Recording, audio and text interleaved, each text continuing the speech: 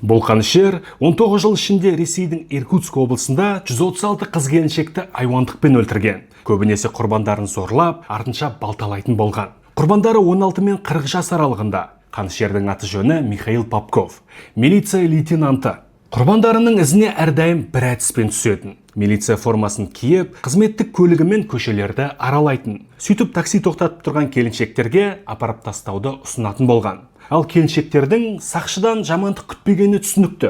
Жол-жөнекей құрбандарын сөзге тартып, күйеулері, жігіттері немесе жалпы еркектер жайлы пікірлерін сұрайтын. Егер құрбаны жағымсыз, я болмаса сүйіктісіне адал болмағаны жайлы айтқан болса, тағдыры шешілді деген сөз. Попков оларды қала сыртына алып кетіп, айуандықпен зорлайтын. Сосын әртүрлі қару түрлерімен өлтіретін болған. Балта, күрек, бұрағыш, балға, арқан, пышақ және тағысын тағы. Кейбір құрбандарын балтамен бөлшектеп, орман алқабында шашып кететін болған.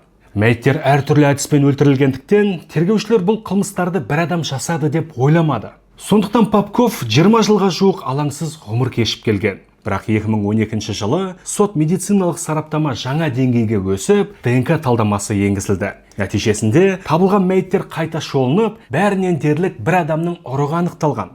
Михаил Попков құрықталғанда көп созбай қылмысының бәрін мойындайды. Ал қыз-келіншектерді өлтіруге жұбайы себеп болғанын айтқан. Жұбайы көзіне шөп салған соң, бүкіл әйелдер қауымынан көңілі қалады. Сөйтіп әлемді жеңіл жүрісті келіншектерден тазалауды шешіпті. Қызығы, ол жұбайын кешіріп, қызы үшін жанұясын сақтап қалуды ұйғарыпты.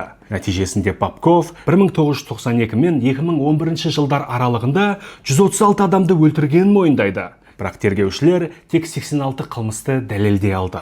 Анықталғандай, ол соңғы бір жыл ішінде бірде-бір адамды өлтірмеген. Себебі белсіздік дертіне шалдығып қалыпты. 2014 жылы Михаил Попков өмір бойына бас бостандығынан айырылды. Қазіргі таңда әйгілі Қара Дельфин түрмесінде отыр. Әйелі сот шешімі шыққанда ғана ажырасып, қызымен бірге басқа қалаға көшіп кеткен. Тіпті аты жөндерін ауыстырып тастаған екен. Егер аталмыш формат ұнаса, үліпіл басып пікір жазыңыз. Достарыңызға да жіберіп қойыңыз. Ең бастысы парақшама жазылуды ұмытпаңыз.